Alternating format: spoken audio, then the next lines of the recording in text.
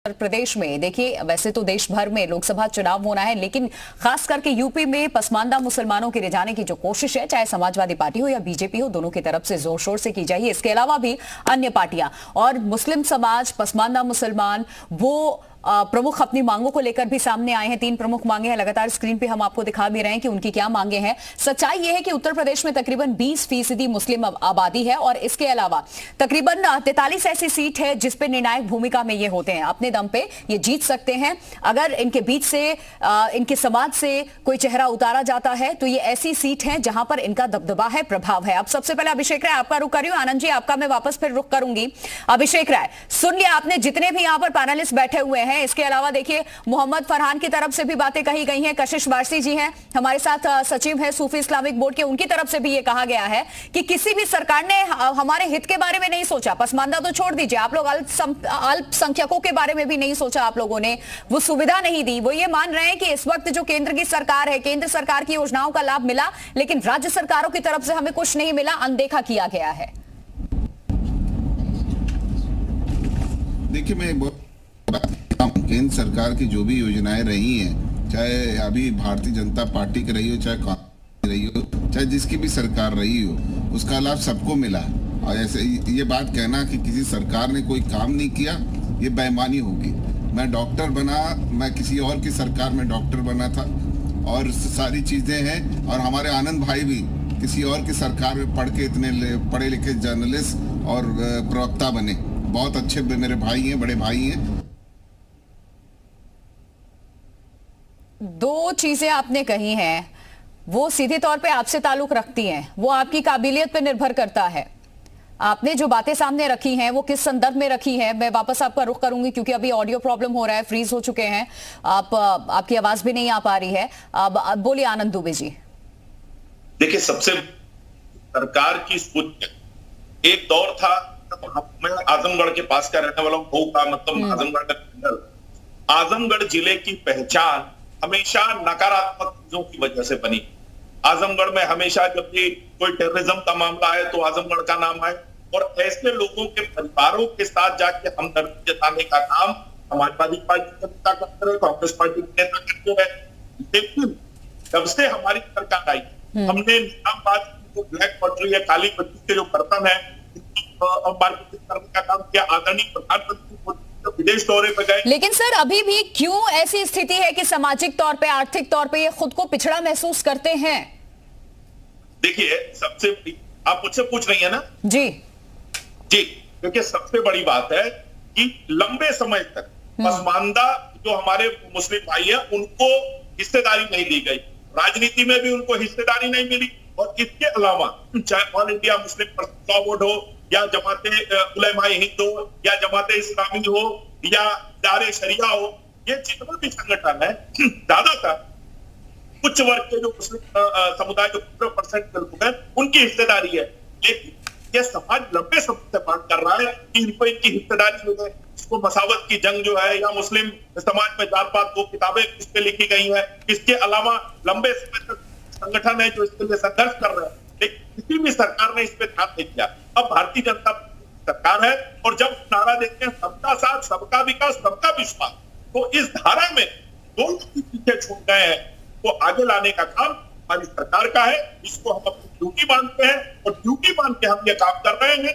इसके लिए vote bank न देखा। ठीक है, मोहम्मद फरहान, हमने 3 तलाक जैसे घृणित व्यवस्था को खत्म करने का काम, उसका असर देख लिया सर। विधानसभा चुनाव में नतीजे भी सामने आ चुके हैं। अब उससे आगे बढ़ेंगे क्योंकि अब आम चुनाव है ये। 3 तलाक ही नहीं, सीए, एनआरसी, यूसीसी, मैंने ऐसे तमाम मुद्दे गिनवाए जिसको लेकर के अब यहाँ पे लोगों के बीच जाएगी INDIA। मोहम्मद फरहान। मैडम, मैं पहले 2 बातें समाजवादी पार्टी के लिए कहूंगा, फिर उसके बाद 2 बातें कहूंगा भारतीय जनता पार्टी के लिए। जो अभिषेक राय है इस वक्त हमारे साथ। 1 सेकंड सर, अभिषेक राय है हमारे साथ। नहीं भी होंगे ठीक है, वो सुन रहे हैं सर, बोलिए। हाँ बोलिए, वो सुन रहे हैं। अगर नहीं सुनेंगे तो उनकी पार्टी के लोग सुनेंगे ना। देखिए, रही बात मुसलमानों की, चाहे पासबंदा ये कहने चाहे जो कि मुसलमान एक है। अब एक बात मैं बताना चाहूंगा, मुसलमान इतना बड़ा बेवकूफ तो है, पहले वाला मुसलमान रह नहीं गया कि उसको कोई बेवकूफ बनाने आसानी से। देखिए सबसे बड़ी बात क्या है कि 7% यादव जो समाजवादी पार्टी के साथ रहता था, आज वो 2% में बचा हुआ है। 5% यादव चला गया भारतीय जनता पार्टी के साथ। तो फिर अपना वोट देकर हम अपना वोट खराब क्यों करें समाजवादी पार्टी में? भाई अगर अपना ही वोट देना है तो अपनी पार्टी एमआईएम को क्यों ना दे? और इसका सबसे बड़ा जीता जागता उदाहरण, आप 2 पार्लियामेंट लड़ी है, 2 विधानसभा लड़ी, हार गए, कुछ नहीं कर पाए। अब मैं एक बात और बताना चाहूंगा, नेताजी का मैं बहुत सम्मान करता हूं, मैं बहुत सम्मान करता हूं नेताजी का, और नेताजी का हर मुसलमान सम्मान करता, कहीं ना कहीं एहसानमंद भी है नेताजी का। अखिलेश यादव का मुसलमानों पर कोई एहसान नहीं है। अब एक बात और सुन लीजिए मैडम, वो नेताजी जिनकी मुसलमान किस एहसान की बात कर रहे हैं? एक सेकेंड, मोहम्मद फरहान, नहीं, किस एहसान की बात कर रहे हैं? देखिए नेताजी का तो कई एहसान रहे हैं, ऐसा नहीं है। एहसान और मदद में फर्क होता है सर। देखिए एहसान, कुर्सी पाने के बाद अगर अति पिछड़ा समाज के लिए आप कुछ कर रहे होते हैं तो वो आपका दायित्व है। आप अगर सत्ता में है तो आप करेंगे, वो एहसान नहीं, वो मदद होता है। लोगों में ये बात पहुंचनी चाहिए और ये भ्रम दूर होना चाहिए। एहसान नहीं होता, वो सरकार की जवाबदेही है, जिम्मेदारी है। सत्ता अगर उस पार्टी के हाथ में है, वो शीर्ष पे बैठे हैं, तो उनको आपके हक के लिए फैसला लेना होगा, सभी समाज को एक साथ लेकर चलना होगा। ये एहसान नहीं होता है, ये उनकी जिम्मेदारी है, इसीलिए वो चुन के वहां उस गद्दी पर भेजे गए हैं। बोलिए। सुनिए मैडम, सुनिए, देखिए मैं जो बात है अपने कौम के लिए बोलता हूं, और क्या नाम, नेताजी का फिर से मैं कह रहा हूं, नेताजी का मुसलमानों पर एहसान था, उसको डिनाई नहीं किया जा सकता है। मगर वही नेताजी ने एक बात कही थी, और आज भी मेरा पास उनका स्टेटमेंट है, उन्होंने कहा था अखिलेश यादव मुसलमानों का हमदर्द नहीं है, जान लो मुसलमानों। ये बात नेताजी की कही हुई है मैडम। तो वही बात मैं गिनाना चाह रहा था। अब बात में आता हूं भारतीय जनता पार्टी के प्रवक्ता की, भाई हमारे जो बैठे हैं तमाम बड़ी बड़ी बातें कर रहे थे। साहब, मुसलमानों को और पासमानदाओं को पहले बाद में सम्मान दीजिएगा। जो मदरसा शिक्षकों की तनख्वाह है 665 करोड़ रुपए, 665 करोड़ रुपए, उनकी तनख्वाह रिलीज करा दीजिए साहब। उनको क्या नाम है, घर की जीविका पार्जन चलाने की व्यवस्था हो जाए। दूसरा बात कहना चाहूंगा, अल्पसंख्यकों का जो बजट है 541 करोड़ का है, और गौ सेवा का जो बजट है वो 661 करोड़ रुपए का। साहब 21% मुसलमान है उत्तर प्रदेश की आबादी में। सर कम से कम आबादी के हिसाब से तो बजट दीजिए सर अल्पसंख्यक मंत्रालय को। दूसरी बात कहना चाहूंगा कि मुसलमानों को किसी से कुछ लेने की अब जरूरत नहीं है। मुसलमान इतना खुद सक्षम है, मुसलमान जान चुका है कि जब हम खुद खड़े होंगे तो हमारे साथ सब खड़े होंगे। ठीक है अभिषेक राय जी, सुनिए मैडम सुनिए, बस एक आधी बात मैं कहना चाहूंगा। ठीक है, मुसलमान लावारिस नहीं है, मुसलमान का वारिस है बैरिस्टर असदुद्दीन ओवैसी साहब। अब मुसलमान अपने नेता ओवैसी साहब के साथ खड़ा है।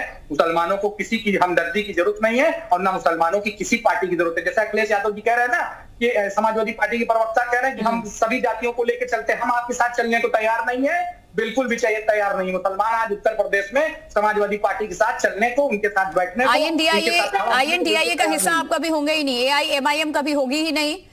मुसलमानों के बीच जाकर के ये मैसेज देने का भी काम करेगी। आईएनडीआईए जो इस वक्त गठबंधन है, जिसका हिस्सा समाजवादी पार्टी भी है, वो ठगने का काम करती है, बातों में ना है। आपकी बातों से यही लग रहा है।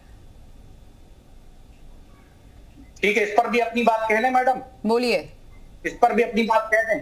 देखिए अगर ये मुसलमानों के हमदर्द होते तो 2 मीटिंग हो चुकी है, और एक भी मीटिंग में ना तो कांग्रेस ने और ना तो समाजवादी पार्टी ने इन्होंने बुलाया नहीं। बिल्कुल ठीक है अभिषेक राय, वोट बैंक चाहते हैं, ये मुसलमानों के नेता बनाना नहीं चाहते। ये ठीक है अभिषेक राय जी, बात करते हैं आप मुसलमानों को साथ लेकर चलने की, पसमानदा मुसलमानों का जिक्र करते हैं, जिलेवार तरीके से आप जनसभाएं करेंगे, लेकिन जो उनका नेता है, जो उनका प्रतिनिधित्व कर रहा है, एआईएमआईएम को भी आप लोगों ने बुलाना मुनासिब नहीं समझा। 2 मीटिंग हो गई, तीसरी होने वाली है महाराष्ट्र में।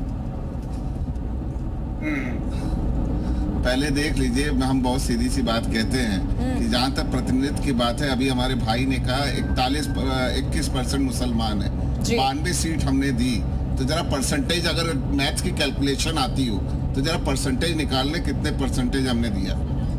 अब 42 विधायक हमारे पास हैं मुसलमान, और वो सब समाजवादी पार्टी के वो हैं। हमारे 3 सांसद मुसलमान हैं, ठीक है। तो इसमें से एक आजम खान साहब की सदस्यता इस तरीके से रद्द की गई, वो गलत था। तो अरे पहले सुन लो यार, अब आपके बीच में नहीं बोला हूं। लेकिन चर्चा में शामिल हुए पसमानदा मुसलमानों को लेकर के आज हमने चर्चा की है, बात की है कि ये किसके पाले में होंगे और ये क्या गेम चेंजर साबित होंगे उत्तर प्रदेश की खास करके 80 लोकसभा सीटों में आम चुनाव के दरमियान।